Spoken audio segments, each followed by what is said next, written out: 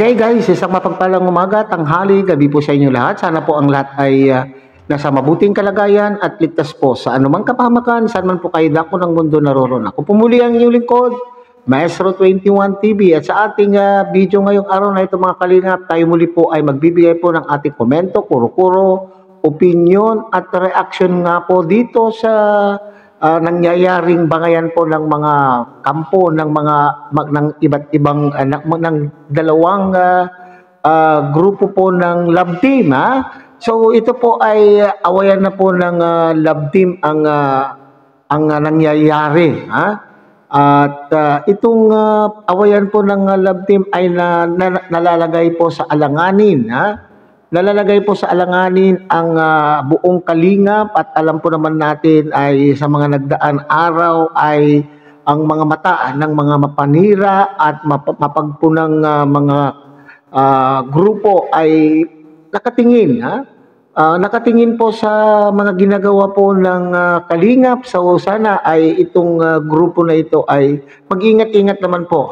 Nalalagay po sa alanganin ang kalingap ng dahil po sa mga ganitong mga post, mga awayan po ng mga panatiko. Okay? So yan po yung ating pinakapaksa ngayong araw na ito mga kalingap. Pero bago po yan, tayo muna po ay magbibigay po guys sa ama at founder po ng kalingap, Kuya Bal Santos Matubang. At tangkilikin po natin Ate Edna Vlog, Kalingap Rob, Kalingap Dan.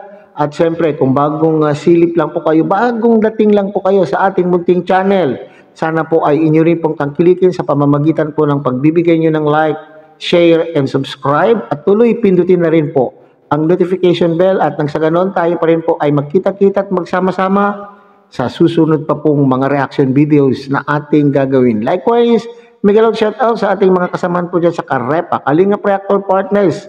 Sa pamumuno po yan ng ating Presidente, Javier De Leon, aka Birador. At tangkilikin po natin ang ating mga kasamahang Kalingap Partners, Kalingap Charity Vloggers, lalo na po yung mga nariyan po sa iba't ibang Kalingap Landing Pad na mayroon po tayo sa ating bansa. Okay, sa ating pagpapatuloy, basahin nga natin mga Kalingap ang naturang post. Ito pong post na ito mga Kalingap ay mula po sa FB page ng John Carl 18 at maraming sinasabi na itong page na ito ay peke.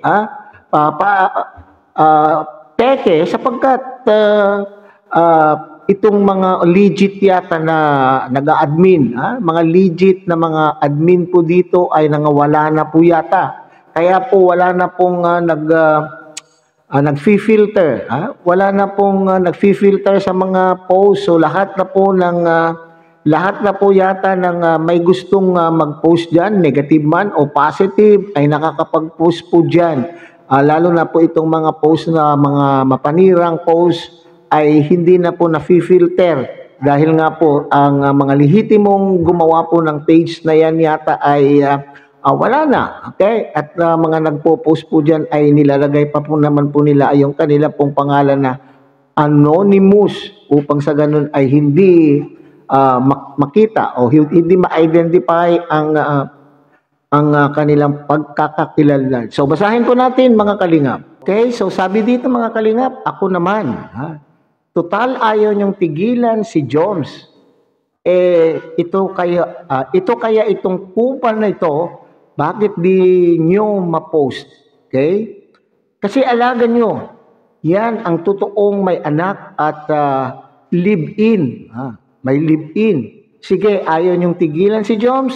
Di ko din titigilan tong kupal na ito. Puro kayo bintang. Puro kayo halukay sa buhay ni Joms. Yan idol nyo ang bantayan ninyo. Bantayan nyo yan, At baka mabuntis ng di oras. Yung love team niya nang wala sa oras. Nawala sa oras, saksakan din ng landi.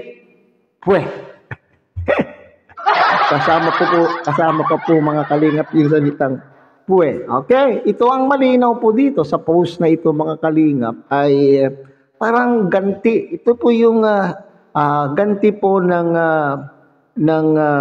mga fans po ni Joms sa kabilang fans. Okay, so maaari siguro ay maaari na itong Mikris fans na ito ay sila yung pinagbibintangan na nagpo-postpone ng mga issue tungkol po kay Papa Joms, na itong si Papa Joms di umano ay mayroong meron na rin pong anak, at yung lately nga po ay yung sinasabi na yung jowa po ni Papa Joms si Yuna, anak po nila yung sinasabing inaanak ni Papa Joms. Bakit itong dalawang leading man na ito, mga kalingap, ha?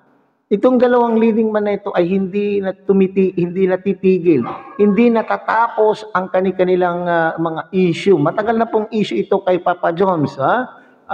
Hindi natin mawari kung totoo man po itong issue po kay Papa Joms o hindi.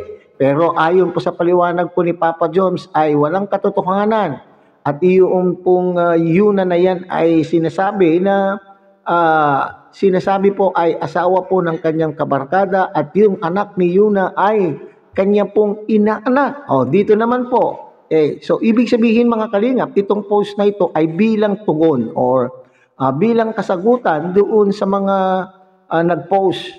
nagpo-post po ng mapanirang post din po kay Papa Joms. So itong sagot po niya, so bakit daw hindi itong kanilang ang kanila pong iniidolo ang babantayan, kagaya itong ang love team po ni Mikris, love team po ang tinutukoy po dito, mga kalingap. At dito sinasabi din po niya na itong si Mikoy, alam po natin, narinig ko na rin po yan, mga kalingap, yung issue din po na itong si Mikoy ay may anak, hindi ko po alam kung ito man po ay may katotohanan o wala, at may kalib-in daw po.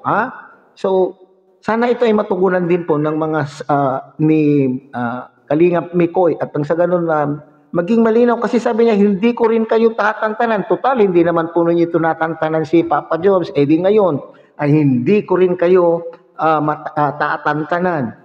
Magpo-post din ako ng magpo-post. Parang ganun po ang tono po ng pananalita po ng komento pong ito, mga kalingap. At ang bantayan po ninyo ay yung love team na yan, at sinasabi pa po niya dyan, mga kalingap, na itong si Krista daw ay isa rin po itong malandi. Paano nasabi na malandi itong si Krista, mga kalingap? Okay? Unang-una sa lahat, itong akin naman opinion, unang-una sa lahat, simulat sa poll, ay alam po naman natin kung totoo man po na may anak at may jowa itong Kalingap Mikoy na ito. Alam po naman natin na noong binuo po yung Mikris tandem na ito, kaya nga hindi po nga sila tinawag na love team, ang tinawag po sa kanila ay tandem. Okay? So ito yung nung binuo ito sa aking palagay, mga kalingap, ay upang matulungan po itong si Krista, at the same time itong si Mikoy din, matulungan din si Mikoy kasi noong panahon na yon ay medyo bago-bago pa lamang po itong si Mikoy. So siguro bilang tulong po kay Mikoy na mabilis ang pag-angat ng kanyang channel, ay inilabtim po, itinandem, gumawa po itong si Kalingap Rab ng tandem, na ang layunin ay matulungan po yung bawat isa, at the same time ang mga manunood po, mga Kalingap viewers, ay mabigyan din po ng entertainment.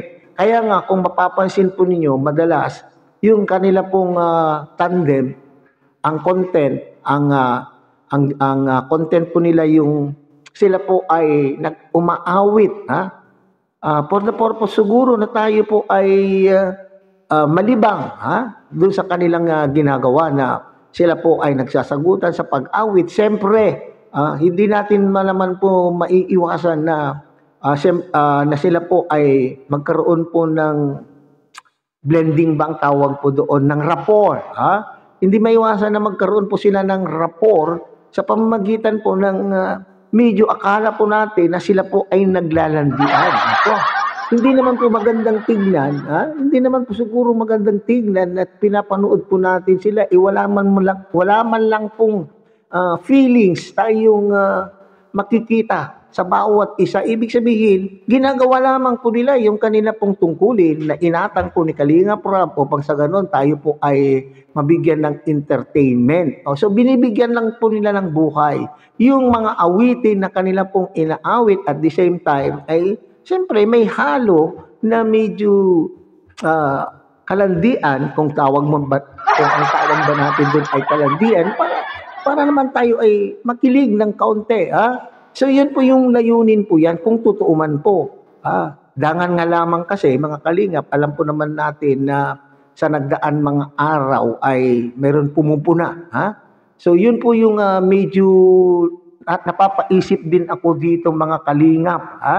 Na itong si Krista ay alam po naman natin minor de edad at itong si Mikoy ay simula ay nung bago-bago pa lang po ang Chris Tandem ay may lumabas na ganitong usapin o ganitong issue tungkol po sa sinasabing siya po ay may anak.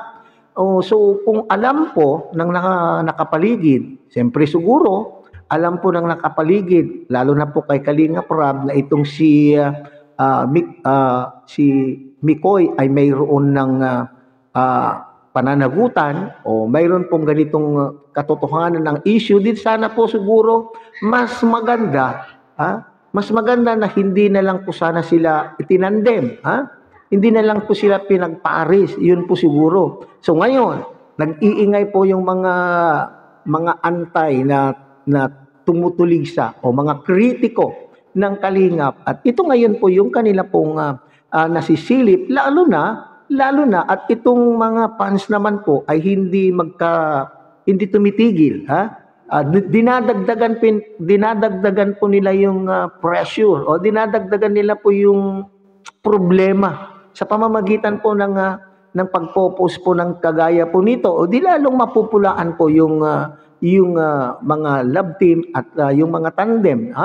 Lalong maaapektuhan po itong mga hinangahangaan po natin ng mga tandem at kinukuha po ito ng mga kabilang panig na mga kritiko na ito na kasiraan po. Kasiraan po sa love team. Okay? So siguro kinakailangan na mag-think twice, pag-isipan pong maigi po ito ni Kalinga Prab kung ano po ang gagawin po dito. Okay, siguro aayusin po. Kaya napansin po ninyo ay medyo naglaylo po si Kalinga Prab sa love team. Siguro pinag-iisipan po niya kung ano ang nararapat pong gawin para nang sa ganun ay hindi mabutasan ang Kalingap, lalo na po itong mga minor de edad na ito na kagaya po ni Krista at itong mga issue ng mayroong mga anak at may mga jowa. Alam po naman natin na sinasabi noon may rules. May rules po tayo na kapag may jowa daw ay di dapat ipinapares. Ano ang nangyari? Kung ito man po ay totoo na mayroong ganito itong Mikoy, bakit ano po ang nangyari? Bagamat sinabi ko nga kanina mga kalingap na ang layunin ay upang matulungan ang bawat isa, si Mikoy at si Krista. Upang sa ganun ay magkaroon ng sponsor itong si Krista, at the same time itong si Mikoy naman po ay mapalakas yung kanyang channel. Pero sa ngayon ay pag-isipan po kung paano po ang gagawin at nang sa ganun ay hindi mahahanapan po ng butas ang buong Kalingap.